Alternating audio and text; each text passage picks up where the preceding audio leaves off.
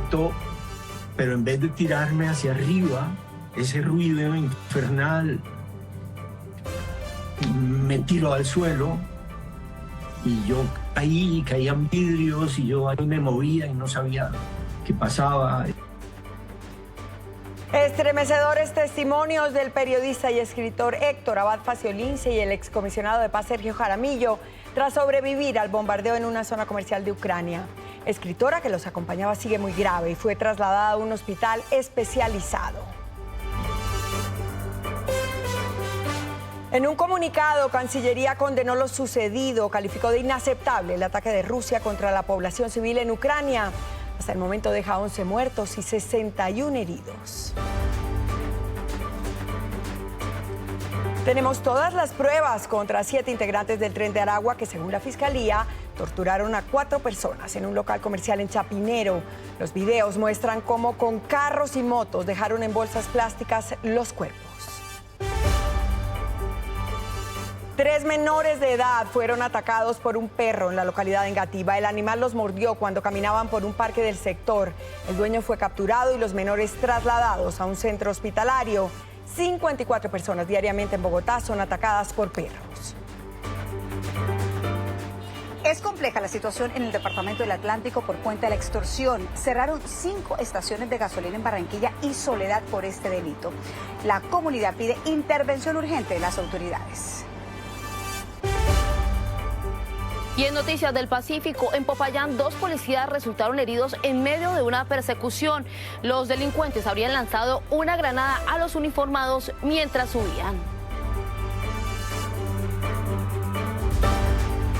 Macabros hallazgos en Antioquia. Restos humanos fueron encontrados en el área metropolitana de Medellín. Las autoridades investigan mientras tratan de establecer la identidad de las víctimas.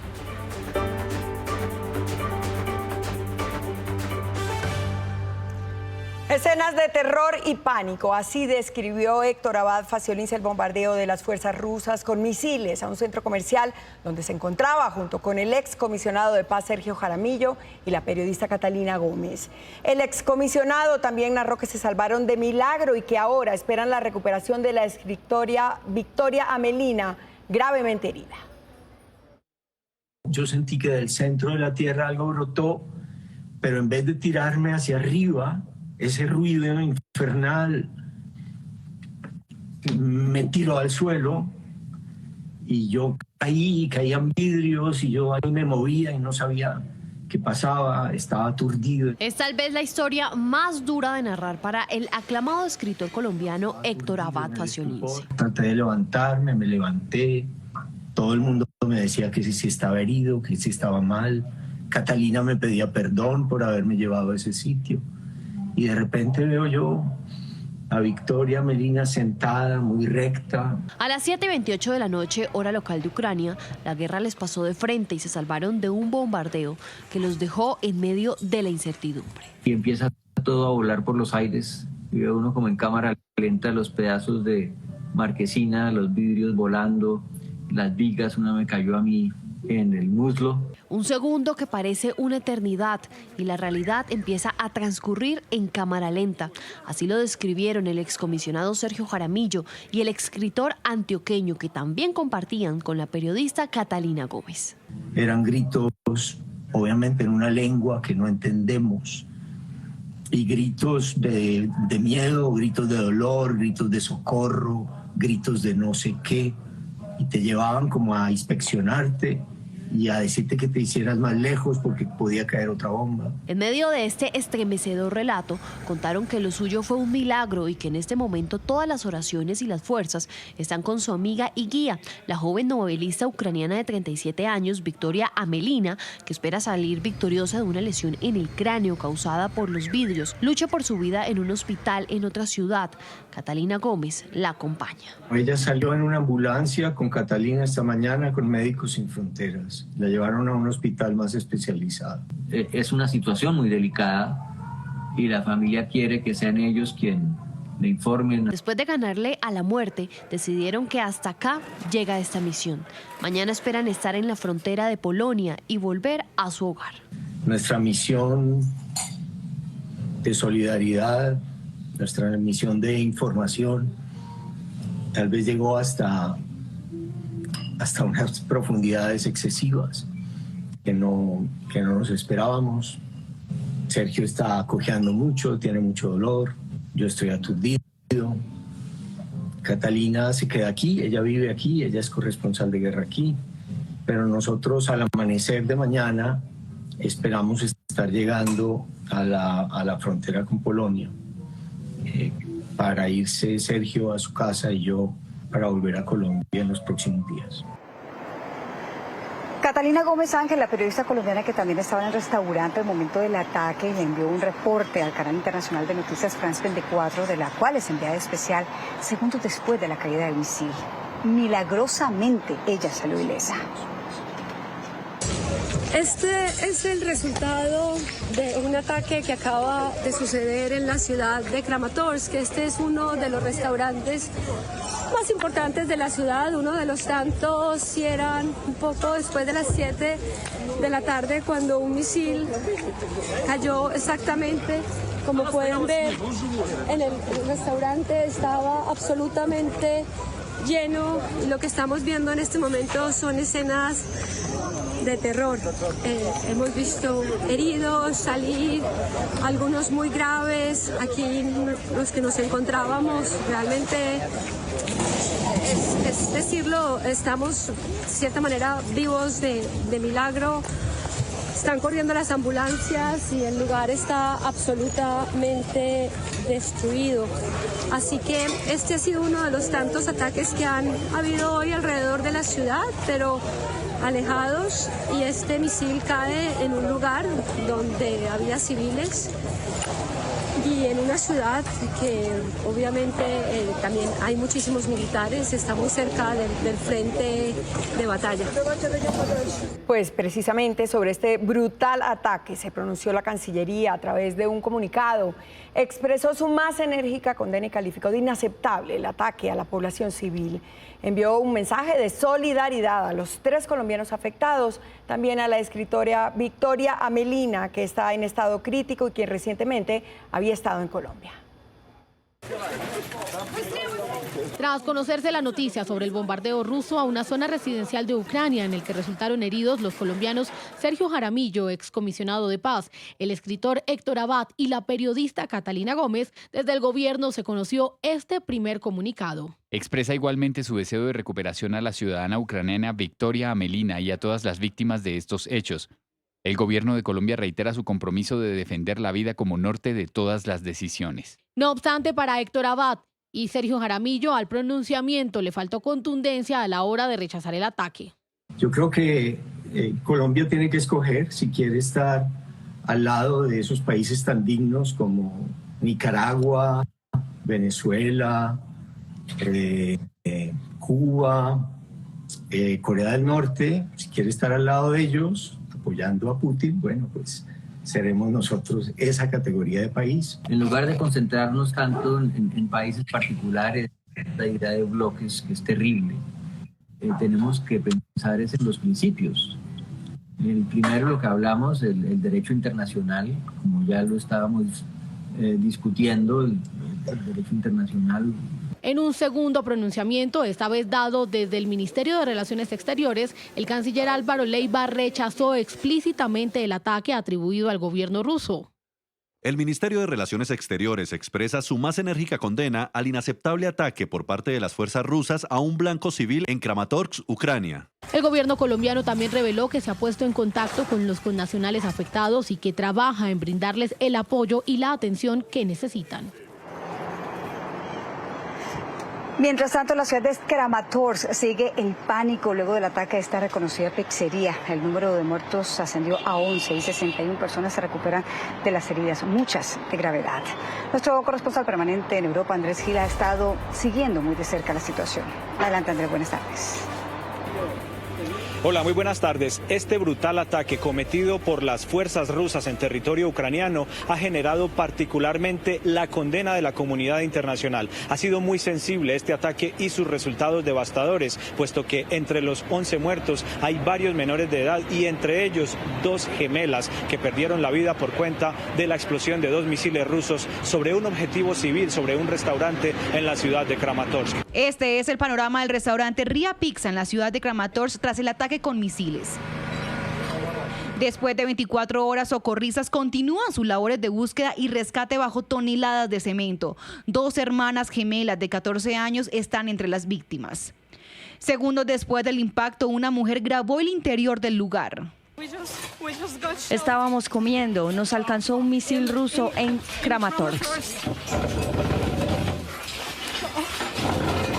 El restaurante era muy popular y solía ser frecuentado por militares, voluntarios y periodistas. Ahora este lugar céntrico de la ciudad quedó en escombros. En las últimas horas el Kremlin confirmó el ataque, pero reiteró que sus operativos y bombardeos son solo sobre objetivos militares, no civiles. La Federación Rusa no ataca la infraestructura civil. Los ataques se lanzan contra sitios que de una u otra forma están vinculados a la infraestructura militar. Desde la invasión rusa en febrero del 2022, la ciudad de Kramatorsk ha sido objetivo frecuente de bombardeos. En abril del mismo año, un misil mató a 63 personas en una estación de tren. La Fiscalía investiga este hecho como un posible crimen de guerra. Y también hay reacción por parte del Papa Francisco, quien hoy volvió a pronunciarse durante su audiencia de los miércoles desde el Vaticano. Pidió orar por el martirizado pueblo ucraniano y dijo además que sus pensamientos están con quienes sufren por la guerra en ese país. Lamentó que haya en este momento en algunas regiones del mundo más gastos en armamento que en alimentación y encomendó al pueblo ucraniano a San Pedro y San Pablo con motivo de la fiesta de estos 2 santos de la Iglesia Católica que se celebra mañana jueves. Información desde Madrid. Feliz tarde para todos. Feliz tarde, Andrés. Y pongámonos al día ahora con las noticias que ocurren en el país. Conocimos las pruebas que permitieron la captura de integrantes del Tren de Aragua en Bogotá señalados de torturas y asesinatos. Uno de los mejores perros antinarcóticos está amenazado. Así como lo oyen, ya les vamos a contar esta historia. Y en Barranquilla es gravísimo lo que pasa con la extorsión. 5 bombas de gasolina cerraron. En el Pacífico hablaremos del estado de salud de 2 policías heridos en un ataque. Empezamos. Conocimos los videos en poder de las autoridades que dejan en evidencia el actuar criminal del Tren de Aragua en Bogotá. Las macabras imágenes muestran cómo trasladaban los cuerpos desmembrados de las víctimas en bolsas de basura para no dejar ningún rastro. Felipe Quintero, ¿cómo opera esta banda? ¿De qué manera escogen a sus víctimas? Hola Inés María, no lo pudo usted describir mejor, macabras. Y eso se revela en toda la investigación conocida por Noticias RCN contra 7 integrantes del Tren de Aragua que utilizaron un local comercial en el sector de Chapinero donde desmembraron a 4 personas. Tenemos todos los videos de seguimiento. Utilizaban distintos carros, motocicletas y bolsas plásticas para evitar el accionar de las autoridades. Esto es primicia, Noticias RCN. Este local comercial en el sector de Chapinero, según la Fiscalía, era la oficina del Tren de Aragua para cometer asesinatos selectivos en Bogotá. Mediante un trabajo técnico y científico liderado por el director del CTI Bogotá, Carlos López, un grupo de agentes descifraron el modus operandi de estos criminales, que buscaban no dejar rastros de sus asesinatos y de los llamados embolsados. Sin embargo, la prueba técnica los delató. Utilizaban varios vehículos como este color gris, motocicletas, todo esto para dejar en bolsas de basura cuerpos de personas que fueron torturadas según la Fiscalía. En pantalla ven la avenida Caracas y el vehículo color gris que sale por una calle. Ahí, según la investigación, llevaban los restos de un cuerpo que había sido torturado hace pocas horas. Está siendo monitoreado por cámaras de seguridad minuto a minuto en su recorrido. Por ejemplo, en la entrada del establecimiento existían rastros de sangre que fueron detectados con reactivos químicos y que ustedes ven en sus pantallas como color morado. En todo el allanamiento conocido en primicia por Noticias RCN se pudo establecer que estas 7 personas fueron los responsables de los conocidos embolsados como presuntos responsables de asesinatos selectivos, tráfico de estupefacientes y otras actividades ilícitas ocurridas durante el último año en Bogotá. Los procesados habrían participado en un crimen múltiple sucedido el 4 de septiembre de 2022 en un bar de la localidad de Chapinero. Los 7 capturados fueron enviados a la cárcel por orden de un juez. Lo impresionante de todo este esquema por parte del CTI fue la frialdad y las pruebas técnicas en este sector de la localidad de Chapinero que permitieron que cayeran estas 7 personas que fueron enviadas a la cárcel. Esa es toda la información desde la sala de redacción. Voy con Isabela Medellín, una feliz tarde. Feliz tarde también para usted, Felipe. Gracias. Hablemos ahora de los 3 menores de edad que fueron mordidos por un perro considerado con raza peligrosa en la localidad de Engativá. Pues ya fueron dados de alta. Sin embargo, el pequeño de 7 años necesita cirugía en una de sus piernas. Según los testimonios, el canino era paseado por su dueño sin bozal. Este hombre permanece en poder de las autoridades. En el Parque La Serena de Engativá, 3 primos de 7, 12 y 16 años fueron atacados por un perro de raza considerada potencialmente peligrosa. Otra persona que estaba en el lugar contuvo el animal, que finalmente causó graves heridas a los menores, principalmente en las piernas. Los niños ya venían de regreso a la casa cuando salió un perro y los agredió a los 3. Son 3 primitos. Aunque afortunadamente no ocurrió una tragedia, uno de ellos registra gravedad en una extremidad, pero también experimenta secuelas psicológicas. Se requiere una cirugía plástica porque le va a quedar una secuela para siempre. Esta persona fue capturada, deja a disposición ante la Fiscalía General de la Nación. Ese delito de lesiones personales que en un primer momento serán culposas y por lo tanto en un eventual juicio será condenado a una pena de prisión que puede superar los 4 años. Según el distrito, durante 2022 en Bogotá hubo más de 17.000 reportes de agresiones ocasionadas por caninos. Entre enero y abril de este año, más de 6.000, es decir, 54 casos diarios. Pero en el Parque La Serena, al parecer, es común verlos sin bozal. Fue una raza muy agresiva y el perrito no tenía el bozal, pero ¿quién era la responsabilidad? El propietario. La familia de los menores hacen un llamado a la conciencia. Si se tiene un perro considerado de alta peligrosidad, tomar medidas de precaución y a los dueños no enseñar a los animales a ser agresivos. Y miren esta historia que es verdaderamente insólita. Uno de los mejores perros antinarcóticos responsable de la incautación de más de 1 millón de cargamentos de cocaína está amenazado por bandas del narcotráfico al punto que tiene escolta. Sí, así como lo están escuchando, en este momento un soldado es su custodio. Es el terror de los narcotraficantes. Su nombre es Killer y tiene 7 años. Hemos tenido una efectividad de más de 1.500.000 dosis. Esto hace que sea muy efectivo y que para nosotros sea un gran apoyo. Killer se formó en el Centro de Entrenamiento de la Brigada Sexta del Ejército y realiza labores de registro en puestos de control en un corredor vial estratégico para el paso de droga, la vía Cajamarca-Cali. Para los narcotraficantes ha sido la piedra en el zapato, puesto que ha detectado todos esas caletas que vienen en los diferentes vehículos que la transportan. Debido a su alta efectividad para detectar estupefacientes, está amenazado de muerte. Ojo, no se le va a meter porque usted sabe que ese amarillo coge todo ahí y no hemos podido hacerle la vuelta a eso. Mantenerle permanentemente un centinela a las 24 horas. Hasta en la comida de Killer, los militares tienen protocolos especiales para protegerlo de que lo envenenen. Y el gobierno alista una nueva normativa para endurecer los controles para conductores que prestan el servicio en plataformas. Más de 100.000 personas podrían verse afectadas. Juan David, explíquenos de qué se trata. Buenas tardes. Inés María, televidentes, ¿qué tal? Buenas tardes. Se trata de un proyecto de circular que publicó el Ministerio de Transporte para comentarios y el cual, como usted lo dice, lo que va a hacer es endurecer más el control hacia los conductores que prestan servicios de movilidad por medio de distintos tipos de plataformas digitales. Una de las medidas que tiene esta nueva normativa es que la policía podrá registrar no solo las pertenencias, sino también a los usuarios que se encuentren en un vehículo que ellos crean que está prestando el servicio de transporte por medio de estas plataformas. O sea, podrán registrar tanto al conductor como a los pasajeros. Es de mencionar que la norma por el momento está en comentarios y todavía no ha salido su versión definitiva.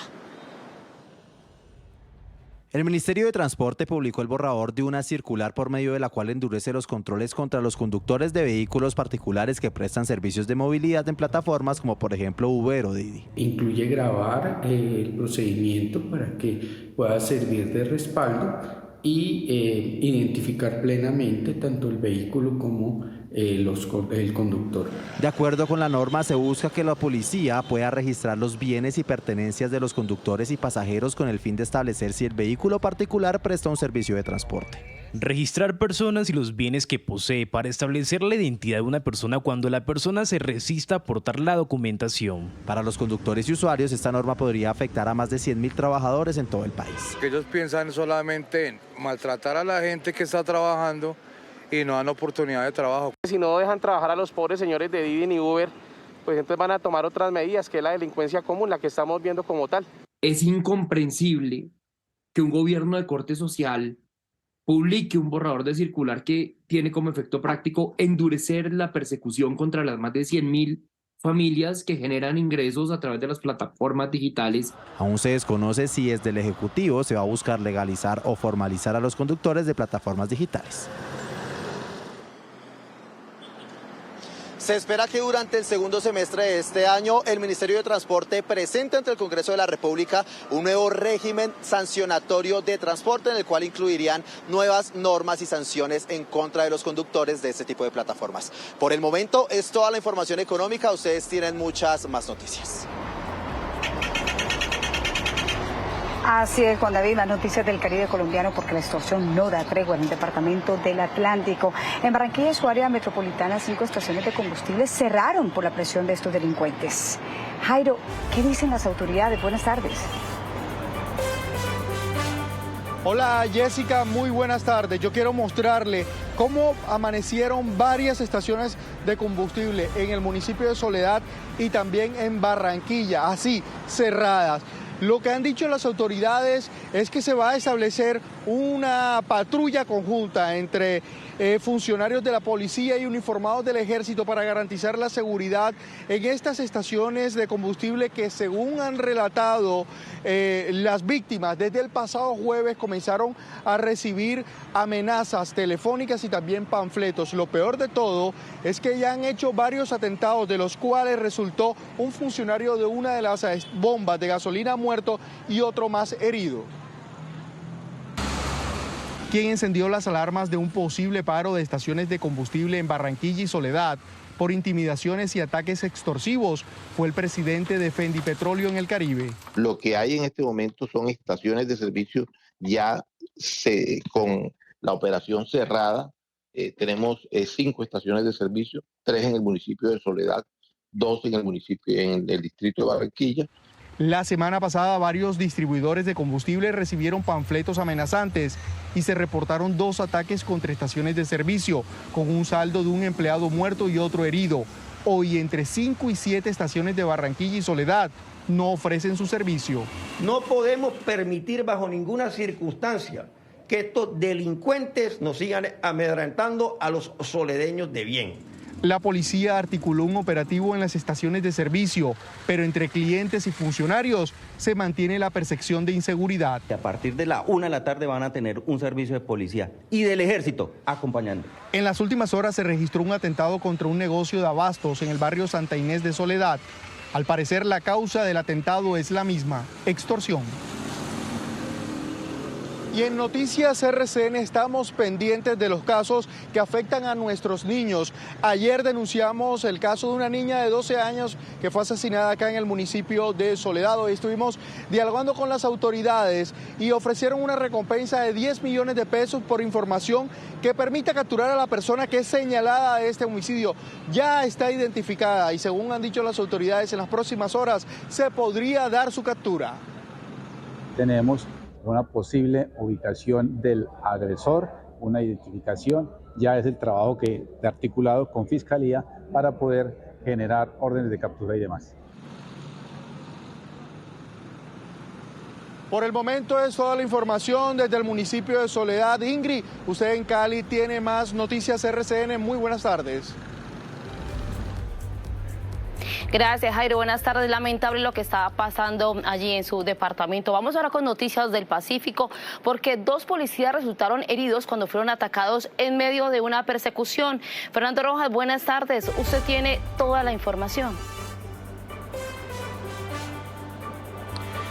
Claro que sí, Ingrid, muchísimas gracias. Pues la delicada situación que altera el orden público en la capital del departamento del Cauca sucedió aquí, en el reconocido barrio El Recuerdo de la ciudad de Popayán, más exactamente en el norte de la ciudad.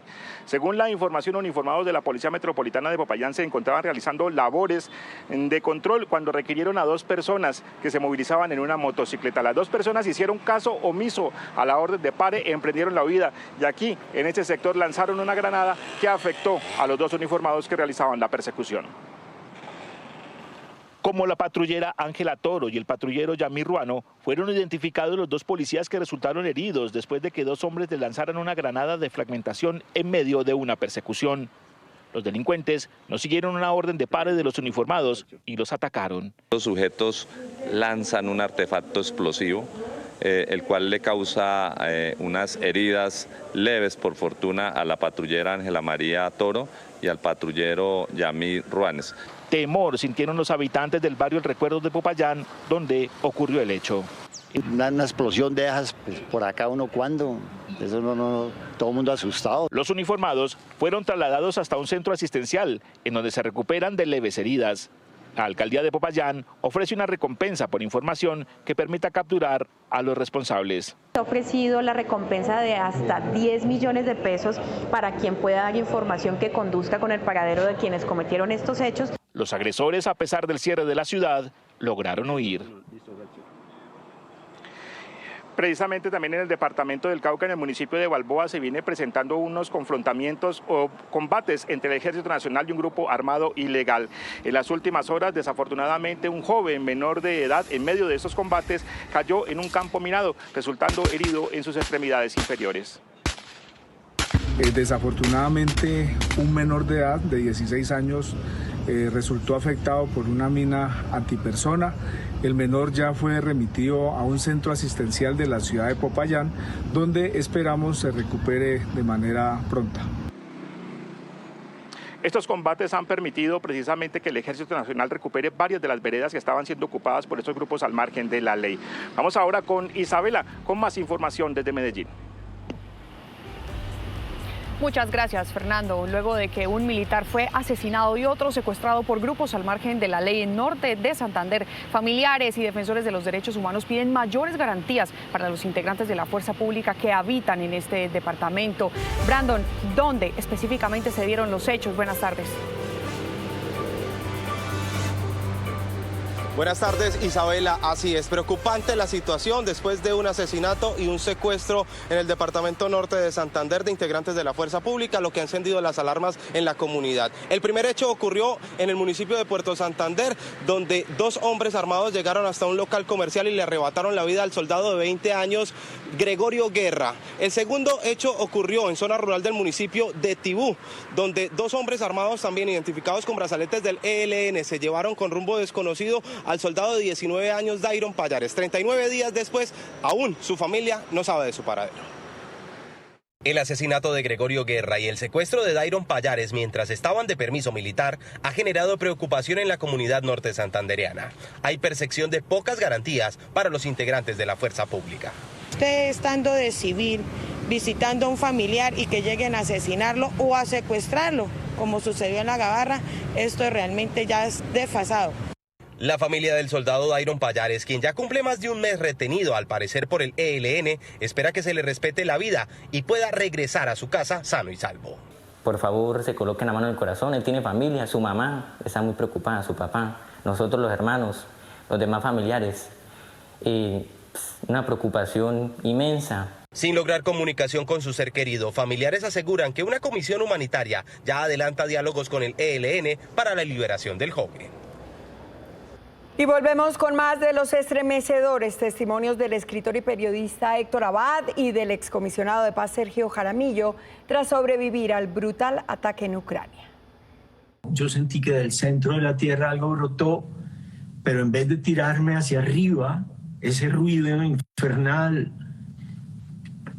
me tiró al suelo y yo caían vidrios y yo ahí me movía y no sabía qué pasaba, estaba aturdido en el estupor, traté de levantarme, me levanté, todo el mundo me decía que sí estaba herido, que sí estaba mal. Catalina me pedía perdón por haberme llevado a ese sitio. y de repente veo yo a Victoria Medina sentada, muy recta, con la cabeza un poco hacia atrás, pero sentada, limpia, sin sangre, sin nada, impecable, pero con los ojos cerrados, y no respondía a Sergio y a Catalina, y no abría los ojos. Y entendimos que algo muy grave le estaba pasando. Pero como yo parecía herido, me sacaron de ahí los ucranianos a los gritos que yo no entendía. Es muy raro, también los gritos parecían llegar desde muy lejos. Eran gritos, obviamente, en una lengua que no entendemos. Y gritos de miedo, gritos de dolor, gritos de socorro, gritos de no sé qué. Y te llevaban como a inspeccionarte y a decirte que te hicieras más lejos porque podía caer otra bomba. Entonces yo no vi cuando se llevaron a Victoria en una ambulancia. Ahí llegamos en un ambiente francamente festivo, de fin de jornada, y es exactamente lo contrario de lo que uno se imagina, porque durante el día está uno dando vueltas, está hablando con gente y todo el tiempo piensa, ¿será que acá puede ocurrir algo? ¿Será que allá puede ocurrir algo? Pero llega a un restaurante y siente que está en un refugio, está en un restaurante con otra gente, con los civiles, hablando. Se terminó el día y de repente un sonido seco, muy fuerte, ¡pam! Diferente a las explosiones clásicas, y empieza todo a volar por los aires. Y ve uno como en cámara lenta los pedazos de marquesina, los vidrios volando, las vigas. Una me cayó a mí en el muslo, pero nosotros tuvimos la suerte de que estábamos sentados en la terraza del restaurante y no en su interior, porque los que estaban en su interior vieron cómo se les venía literalmente el techo encima, y varias de las muertes, entiendo, son precisamente de personas que quedaron sepultadas con el impacto del misil. Qué terrible. Vamos con otras noticias nacionales, porque la Procuraduría reiteró el llamado al DAPRE para que entregue todos los videos y documentos en el caso de las interceptaciones ilegales. Por su parte, el Departamento Administrativo de la Presidencia de la República respondió que no es cierto que se hayan negado a entregar información y que establecieron un plazo de 5 días para la entrega de todo el material. A través de este oficio, la Procuraduría General le pidió a Carlos Ramón González, director del DAPRE, entregar 7 elementos probatorios que serían clave para avanzar en las investigaciones contra Laura Sarabia, ex jefe de gabinete. Entre los requerimientos está la copia del protocolo que se utilizó para realizarle la prueba de polígrafo a la ex niñera del hijo de Sarabia, Marelvis Mesa, así como el resultado que ésta arrojó, acompañados de registros fílmicos que evidencian el ingreso de Marelvis al edificio Galán, donde se le habría realizado el polígrafo. La Procuraduría también pidió copia de las vacaciones concedidas al intendente John Alexander Sacristán, escolta del fallecido coronel Dávila y quien habría estado con él la noche en la que se suicidó. Entre tanto, la procuradora Margarita Cabello aseguró que volverán a realizar visitas al DAPRE. Está haciendo el adelantamiento, va a hacer unos requerimientos y si no le entregan adecuadamente dentro de los términos fijados, podrá regresar nuevamente a recoger la información requerida. Frente a la solicitud, se emitió este trino donde se asegura que jamás se negó la entrega de ningún documento durante la diligencia adelantada el pasado 26 de junio. El DAPRE también señala que hará entrega de lo solicitado en el plazo de 5 días hábiles, como lo indica el oficio. La Contraloría encendió las alertas. Más de 200.000 estudiantes de 6 departamentos tienen suspendido el PAE. Además, en otros departamentos los contratos están por vencerse. Advierte la entidad que cerca de 290.000 estudiantes podrían verse afectados. Una situación verdaderamente preocupante. El Contralor General encargado Carlos Mario Zuluaga prendió las alarmas por el número de niños que hoy en Colombia no están recibiendo sus alimentos del Plan de Alimentación Escolar. Hoy la Contraloría le advierte a los colombianos que 690.000 niños en todo el territorio nacional tienen riesgo en la atención del programa de alimentación escolar. 290.000 niños a 30 de junio van a tener suspensión de los programas de alimentación escolar en todo el país. Y es que la cifra es alarmante. Más de 223.000 beneficiarios actualmente están sin el servicio del PAE, de los cuales 16.300 pertenecen a la población indígena. Según la Contraloría, en los departamentos de Chocó, Meta, Magdalena, Cauca, Huila y Caquetá, el PAE está suspendido. Hay una mala gestión de la planeación en las entidades territoriales, hay una focalización inadecuada de los recursos, hay también deficiencia de los recursos en algunas entidades territoriales y por supuesto esto lo que pone en evidencia es que no hemos entendido la importancia y la complejidad que tiene sostener los programas de alimentación escolar. La Contraloría advierte que en Boyacá, Riohacha, Bolívar y Pasto culminan sus procesos contractuales del PAE en el presente mes de julio. Y hablemos de lo que sucede en Antioquia. Hoy la alerta es en Medellín, luego de 3 hallazgos de restos humanos en el área metropolitana de la ciudad en las últimas horas. Esta situación hace temer que esté regresando esa conducta criminal de los cuerpos desmembrados y embolsados. Gabriel, buenas tardes. Muy preocupante lo que está pasando, pero ¿dónde fueron hallados los restos? ¿Ya los identificaron o no? Adelante. Hola Isa, ¿qué tal? Buenas tardes. 3 hallazgos aterradores todos. El primero de ellos en la variante, muy cerca de donde estamos, hacia el municipio de Caldas. Hombres realizaban labores de limpieza cuando se encontraron un cráneo en estado de descomposición. El segundo fue acá, saliendo de la ciudad de Medellín hacia el corregimiento de Santa Elena. En un costal estaba el cuerpo de un hombre entre unos 25 y 30 años. Y por último, en Girardota, un municipio en el norte del área metropolitana, en dos bolsas estaban partes de un cuerpo de una persona. Al parecer, hombres en un vehículo lo dejaron abandonado en este lugar. Hasta el momento no han sido identificados y sí fueron trasladados a medicina legal. Una cuadrilla de obreros hacía labores de limpieza en la vía que comunica a Medellín con el suroeste de Antioquia y la región del eje cafetero cuando encontraron un cráneo en estado de descomposición. Los indicios son muy altos en que esta cabeza obedece a un crimen, un doble crimen que se presenta en el municipio de Caldas, donde una mujer es estrangulada y el hombre es degollado. Pero no fue el único hallazgo. En el kilómetro 4 de la vía al corregimiento Santa Elena apareció el cuerpo de un hombre dentro de un costal. Algo similar a lo ocurrido en la vereda La Mata de Girardota, donde al parecer 2 sujetos dejaron sobre la vía 2 bolsas plásticas. Un cuerpo desmembrado en la autopista norte, a la altura del municipio de Girardota. El CTI se encuentra adelantando los actos urgentes para dar con los responsables del hecho. Los restos fueron llevados a medicina legal y aún no han sido identificados. Seguimos hablando de lo que sucede en el departamento, pues el gobernador de Antioquia, Aníbal Gaviria, presentó su renuncia irrevocable como miembro de la Junta Directiva del ADRES, la administradora de los recursos del Sistema General de Seguridad Social en Salud. Las razones de su decisión incluyen el desacuerdo con algunas de las actuaciones que el gobierno nacional ha planteado con respecto a la reforma a la salud. Gaviria hacía parte de esta Junta Directiva representando a otros gobernadores del país. En las últimas horas se dio a conocer una grave denuncia que involucra a 3 soldados regulares y a un oficial en retiro del ejército que hace 11 años habría sometido a tratos degradantes a los uniformados. Ángela Molina, ¿qué detalles se conocen?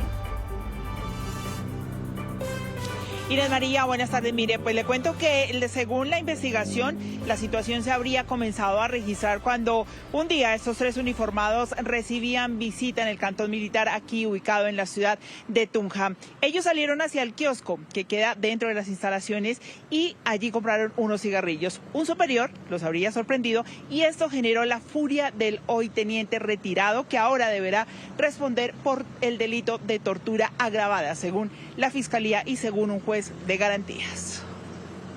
Por el delito de tortura agravada deberá responder ante la justicia el teniente en retiro Alfred Leomán Aguirre Moreno, luego de que, según la Fiscalía, obligara a 3 soldados regulares a comer cigarrillos y a otros tratos degradantes en contra de su integridad. Un fiscal de la Dirección Especializada contra las Violaciones a los Derechos Humanos imputó al teniente en retiro Alfred Leomán Aguirre Moreno el delito de tortura agravada. El cargo no fue aceptado. Los hechos investigados ocurrieron el 25 de marzo de 2012 en un batallón del Ejército Nacional en Tunja, cuando los 3 uniformados habrían salido sin autorización al kiosco de la unidad militar durante la jornada de visitas y fueron descubiertos por un superior fumando. Durante la formación de la noche, el entonces teniente Aguirre Moreno reclamó a los 3 uniformados y al parecer les ordenó tragarse por lo menos 10 cigarrillos cada uno. La investigación señala que el teniente en retiro habría obligado a soldados a comer cigarrillos, bañarse durante 1 hora con agua helada y secarse a la intemperie en horas de la noche. Y esto es insólito, pasó aquí en Cartagena. Un vehículo, aparentemente por un mal procedimiento, se cayó de la grúa que lo transportaba luego de ser inmovilizado. Ivonne, ¿qué dicen las autoridades? Buenas tardes. Hola, buenas tardes. Pues de acuerdo al Departamento de Tránsito de Cartagena, ya se le solicitó al contratista que se rinda un informe para poder esclarecer qué fue lo que ocurrió exactamente. Asimismo, han dicho las directivas del tránsito que estos operadores cuentan con unas pólizas de responsabilidad para ese tipo de situaciones. Y es que, mire, aparentemente lo que habría ocurrido es que los operadores de la grúa, por el afán de llevarse el carro que se encontraba mal parqueado, no lo habrían asegurado de manera correcta y por eso el vehículo cayó de la plataforma. Tras el operativo de recuperación de espacio público, el vehículo particular fue subido a la grúa, pero al parecer un mal procedimiento generó que se cayera. Este carro no se amarra bien y cae ocasionándole unos daños al vehículo como tal. El accidente se produjo en el centro histórico de Cartagena y afortunadamente no dejó personas heridas, solo daños materiales al vehículo. La versión que ellos dan es que estaban obstaculizando la vía y ellos lo que querían era estacionarse mejor para poder amarrar bien el vehículo o ajustarlo bien.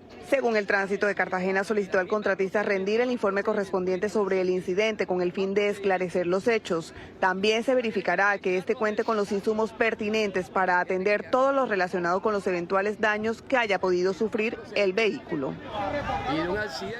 Hasta el momento se desconoce cuál es la posición frente a esta situación del propietario del carro. Lo cierto es que el vehículo fue inmovilizado. Es la información que tenemos por ahora desde el Centro Histórico de Cartagena.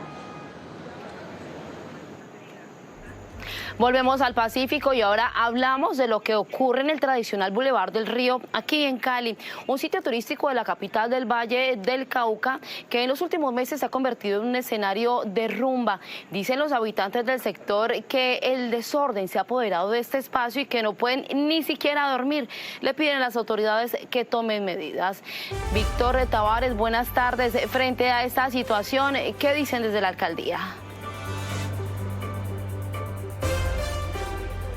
Ingrid, Joana, buenas tardes. Lo que han dicho desde la administración distrital es que no se va a prohibir la rumba en este punto del Boulevard del Río. Lo que sí harán es controlar la vestimenta de quienes asisten todas las noches, principalmente los fines de semana, y también los horarios de funcionamiento de los establecimientos que están sobre el Boulevard del Río. Entre tanto, los vecinos, quienes viven en edificios aledaños a este sitio turístico, pues han mostrado su preocupación por el exceso de ruido. Rumba, aglomeraciones y consumo excesivo de alcohol. Ese es el panorama de cada fin de semana en el emblemático Boulevard del Río sobre la avenida Colombia de Cali. Los vecinos de este sitio turístico aseguran que ya no aguantan más.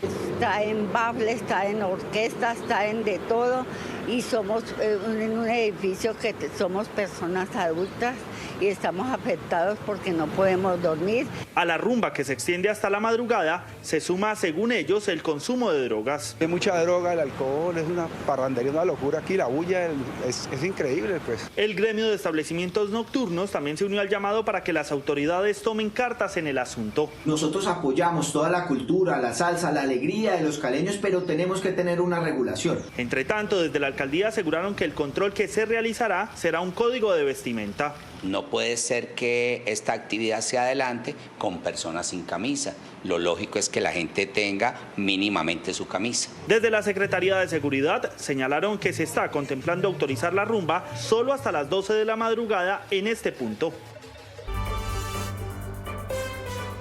Gracias por seguir con nosotros. Atención, porque el presidente Gustavo Petro acaba de emitir el primer pronunciamiento tras el terrible ataque a Ucrania, donde sobrevivieron 3 colombianos.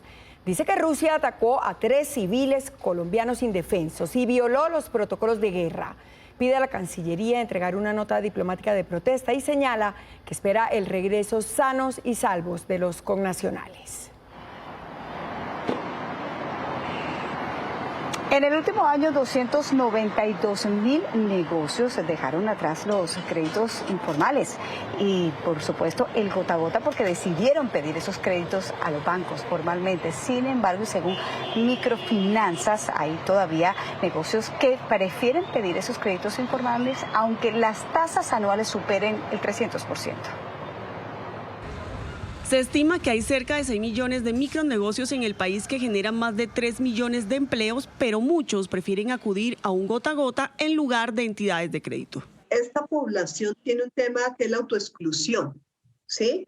Es decir, para ellos llegar a una entidad bancaria no es fácil, porque cuando llegan es un escenario distinto que no conocen y sienten que no es para ellos. En 2022, 292.000 solicitaron por primera vez un crédito formal. El gota a gota está en una tasa anual efectiva del 300%, mientras que el microcrédito está en el 37% efectivo anual. Lo que significa que por un préstamo de 700.000 pesos podría estar pagando 2.100.000 pesos en un año. Aquí lo que se necesita es que conozca su negocio, no importa el tamañito que sea. Puede ser un vendedor ambulante, puede ser un reciclador, puede ser el que vende frutas en la calle. Las tasas de interés en microcréditos cambiaron para que estos micronegocios accedan a créditos formales y se clasifican dependiendo del monto del préstamo. Tras el anuncio de liquidación de Vivair, es lamentable la situación que viven en este momento los 37 empleados que todavía tiene la compañía. Denuncia que no ha recibido pago en los últimos meses, que incluso han llegado al punto de vender sus bienes para poder subsistir. La inminente liquidación de Viva no solo afectó a miles de pasajeros en todo el país, sino a centenares de trabajadores de la compañía. Hoy en día, de los más de 1.000 empleados que tenía la compañía, solo quedan 37 personas vinculadas laboralmente a Viva que esperan que alguien les solucione su situación. Yo siento que nos dejaron tirados, incluso en mi estado de embarazo. Yo digo, o sea, para mí ha sido frustrante y psicológicamente ha sido un detonante brutal. El último pago que recibieron esos trabajadores fue en abril y la empresa ni siquiera les está respondiendo por la seguridad social. Ellos nos deben mayo y junio, de igual manera la EPS. Para seguir a flote, los trabajadores han tenido que tomar préstamos e incluso vender sus pertenencias, pues no pueden buscar otros trabajos al estar aún vinculados laboralmente con Viva. No pagué mis deudas, entonces ya también estoy con intereses moratorios de mis obligaciones financieras. La mayoría de trabajadores de Viva aceptó un retiro voluntario con el cual la compañía se comprometió a pagarles lo que se les debe antes del próximo 30 de junio. Hay incertidumbre de que Viva pueda cumplir estas obligaciones. Y a solo 4 meses de las elecciones regionales, en su más reciente informe, la misión de observación electoral evidenció un incremento de la presencia de grupos armados ilegales en varios departamentos del país, al mismo tiempo que se dispararon en un 125% las amenazas, tanto a candidatos como a líderes sociales.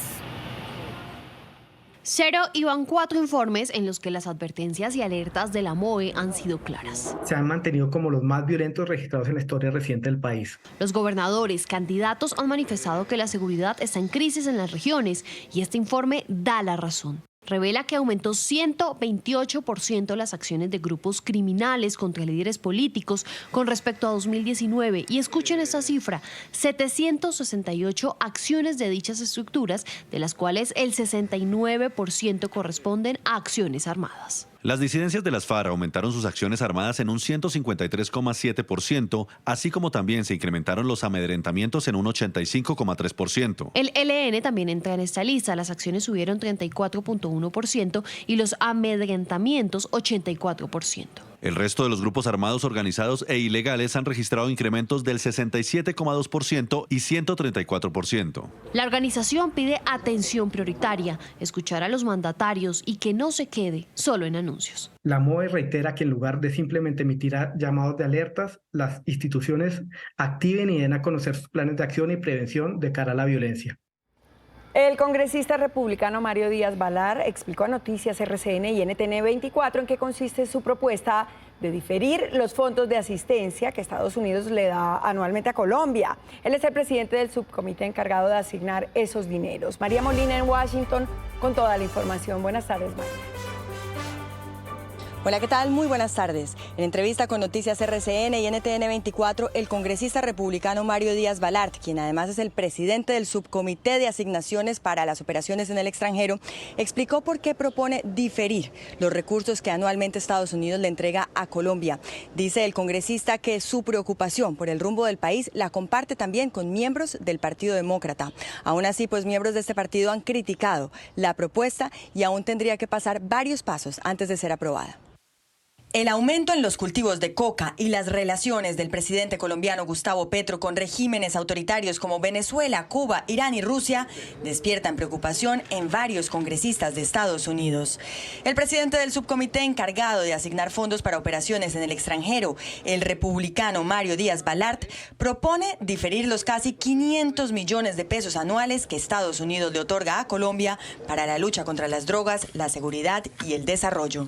Si obviamente alguien se pone del lado de Rusia, de Irán, de Cuba, de Venezuela, de los que están destruyendo a sus propios pueblos y están creando problemas a través del mundo, no deben de esperar recibir fondos del contribuyente de los Estados Unidos. Díaz Balart dice que está en manos del presidente de Colombia seguir adelante con la colaboración entre ambos países o no. Por eso yo no he eliminado los fondos, lo que lo estoy postergando hasta ver cuál va a ser la actitud de este nuevo presidente. Sin embargo, algunos miembros del Partido Demócrata han criticado el proyecto de ley presentado por el congresista. Han alegado que se trata de una legislación partidista y retrógrada que golpea a países aliados. La propuesta del congresista Mario Díaz Balart aplicaría para los fondos del año fiscal del 2024. Estamos hablando de alrededor de 440 millones de dólares, que sería el monto que Estados Unidos asignaría a Colombia para esa fecha. Es toda la información desde Washington. Regreso con ustedes al estudio. Que tengan una muy buena tarde. María, muchas gracias. Volvemos con noticias nacionales porque el presidente de Colpensiones le respondió a Sofondo sobre el informe que publicó hoy en el que señala que el 80% de los cotizantes no se pensionarán. Yo creo que Asofondos tiene una experiencia. Espero que no se repita nunca después de la ley. Ellos tienen afiliados y no pensionan. Yo tengo 7,5 millones de afiliados y tengo 1,600,000 pensionados. Ellos tienen 11 millones y solamente tienen pensionados 259. Ahí uno podría decir, comparación, por favor. ¿Quieres volver a disfrutar con tu pareja? Somos la clínica sexual masculina líder en tratamientos para impotencia sexual. Agenda tu cita en Boston Medical Group y vuelve a la acción.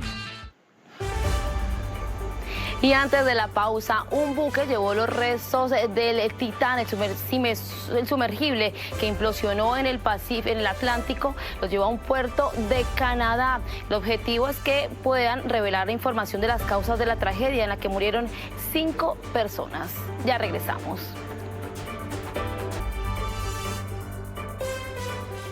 Gracias por seguir con nosotros. Nos vamos al sur de Bogotá porque el distrito extendió el cierre temporal del servicio de Transmicable. Miguel Ángel, ¿cuándo se restablece el servicio entonces? Buenas tardes. ¿Qué tal? Muy buenas tardes para usted, para todos los televidentes. Hasta el próximo 2 de julio empezaría nuevamente este servicio. Los saludo acá con las imágenes de nuestro compañero Rafael Agudelo. Esta es la localidad de Ciudad Bolívar. Más o menos aquí unas 80,000 personas se benefician del servicio de Transmicable. Esta es la estación Manitas, la que van a poder ver a continuación. Y ya indican los ciudadanos desde aquí, para llegar al Portal Tunal, ya hay un cambio drástico en los cambios. Indican que están bastante afectados y que necesitan que prontamente se les entregue nuevamente el servicio. Hablamos con ellos, pero también ingresamos a la zona de mantenimiento.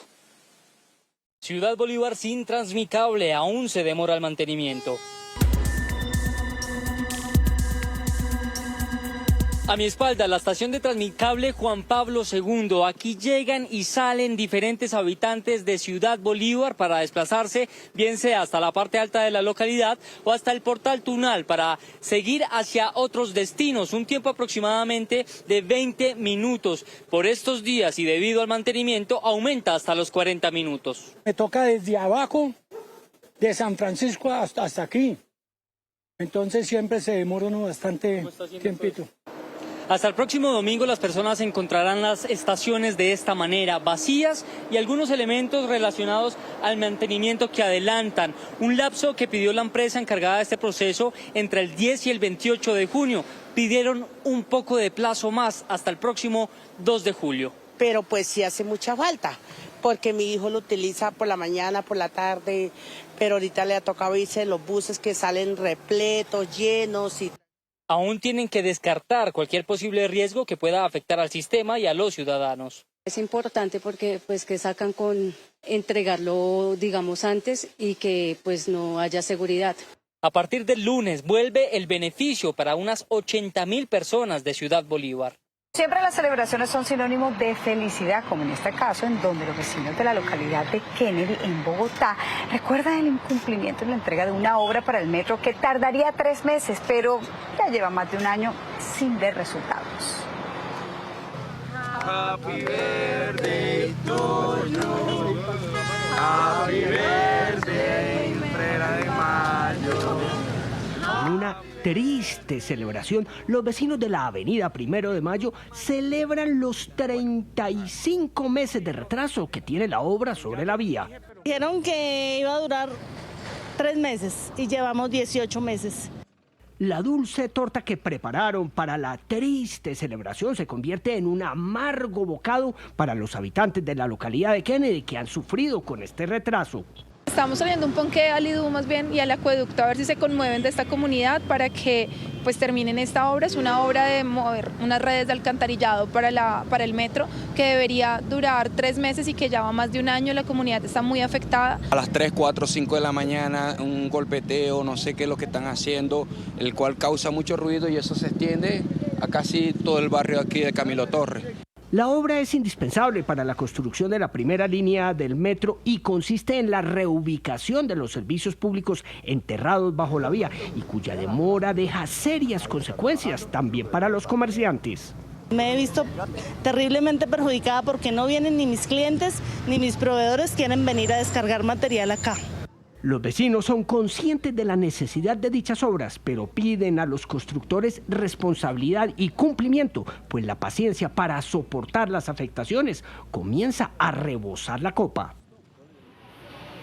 Sabemos que las energías renovables juegan un papel protagónico en los hogares, las empresas y las grandes industrias. Pues bien, atención a esta historia en el departamento del Huila, en la que una empresa piscícola con el apoyo de BBVA logró un ahorro significativo de energía, impactando por supuesto positivamente al medio ambiente. Esta es una alianza de BBVA y el canal RCN.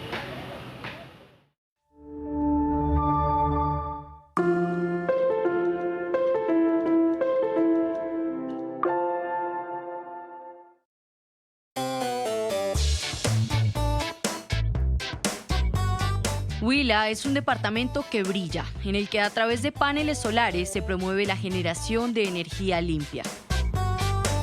Esta es una de las regiones que más tilapia y mojarra produce a nivel nacional.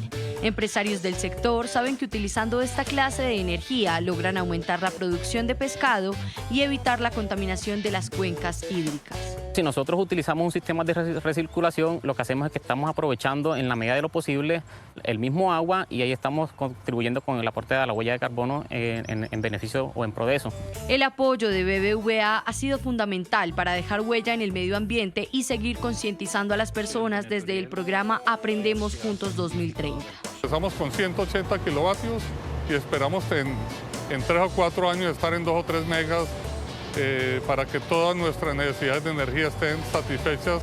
Los responsables del proyecto han calculado que los sistemas reducirán las emisiones de CO2 de las plantas acuícolas en un 70% en un periodo de vida útil de 25 años. Llegó el momento de conocer las noticias más virales con Camila Pavón.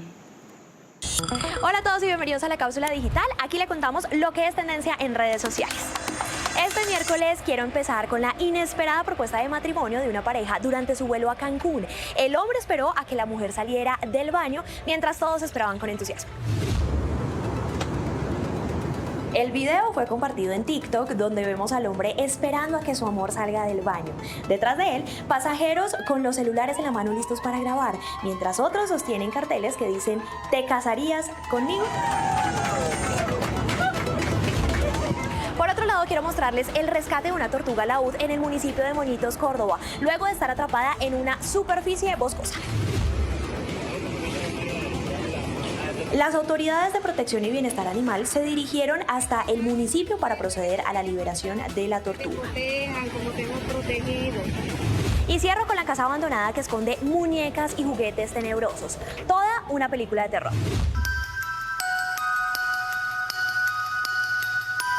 La propiedad se encuentra ubicada en un bosque de Ontario, Canadá, y fue descubierta hace unos días por Dave, un explorador urbano profesional. La casa se mantuvo oculta por largos años, precisamente por la presencia de árboles en medio del bosque. Esto es todo por ahora en el mundo digital. Recuerda que estamos a un clic y nos vemos en nuestro portal de noticias rcn.com. Gracias por continuar con nosotros aquí en Noticias RCN.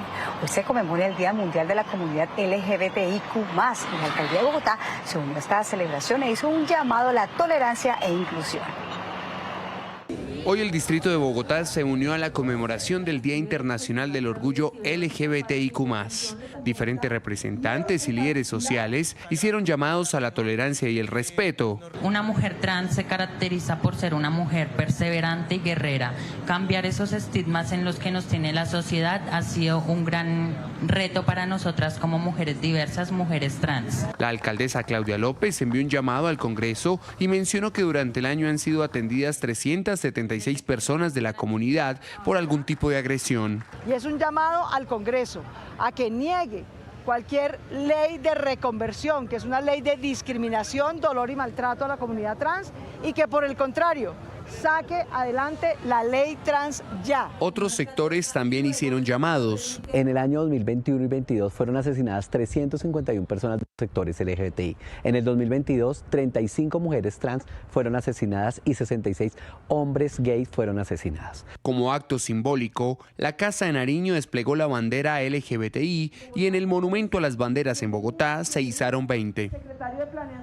Bien, es momento de hacer un recorrido por las regiones del país. Desde hoy en Antioquia, las mujeres cuentan con otro recurso para su protección. ¿De qué se trata, Isabela? Hablamos, Inés María, de la patrulla púrpura que ya está rodando por las calles del Valle de Aburrá. Se trata de una iniciativa de la policía para disminuir y prevenir todo tipo de violencia contra la mujer. Y miren qué bonito por quién está integrada, por las 1.500 mujeres que hacen parte de la Policía Metropolitana. Estos servicios van a estar enfocados a todo tipo de violencia, como lo mencionábamos, la física, psicológica, sexual y económica. Y vámonos ahora para el Pacífico, porque en el Valle del Cauca siguen los operativos en contra de la minería ilegal. Ingrid. Así es, Isabela, se están desarrollando por parte también de la CBC, especialmente en zona de Farallones y en los corregimientos de Montebello y Golondrinas. Así fue que en las últimas horas 17 socavones fueron sellados en estas zonas del departamento. Allí se estaba adelantando procesos de minería ilegal, pero también se inspeccionaron lotes donde se presenta la combustión espontánea de gases producto de la minería que se desarrolla en esos sectores. Los socavones superan los 100 metros de profundidad. En total son 50 los que se tienen detectados y con esto se busca precisamente hacerle frente a la minería ilegal que viene afectando no solamente a los Farallones de Cali, sino también otras zonas y especialmente, según la última información de la CBC, pues están afectando directamente a la Quebrada del Chocho y también al río Cali. Información desde el Pacífico, Jessica. Ingrid, muchas gracias. Llegamos hacia el final de Noticias RCN del mediodía. Ustedes, como siempre. Gracias, muchas gracias por acompañarnos. Me despido desde Café del Mar en Cartagena. Ine. Jessica, la invitación es a que continúen con nosotros y con la mejor programación del canal RCN. Feliz tarde para todos.